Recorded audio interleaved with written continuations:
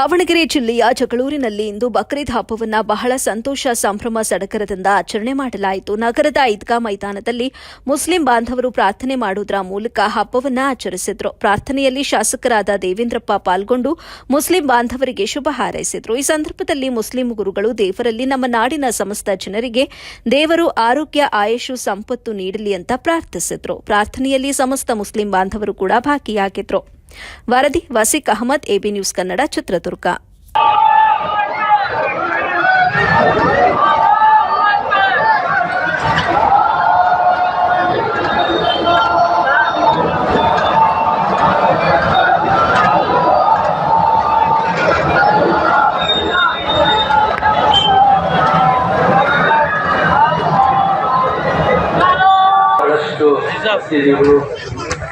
ಮತ್ತೆ ಕಬ್ರಸ್ತಾನ್ಗಳು ಇದ್ದಾವೆ.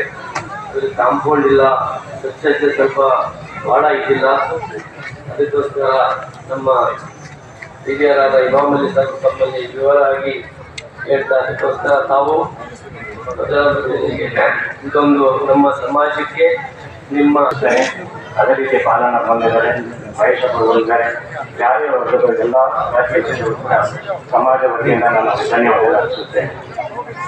ನಮ್ಮ ಜಗಳೂರು ತಾಲೂಕಿನಲ್ಲಿ ಸುಮಾರು 43 ಮಸೀದಿಗಳಿದೆ. 47 ಗ್ರಾಮಗಳಲ್ಲಿ ಮುಸಲ್ಮಾನರಿದ್ದಾರೆ.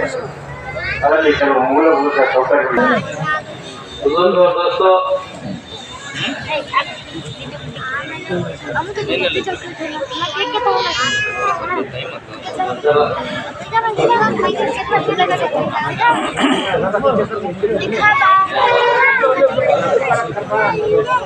ಆಟೋ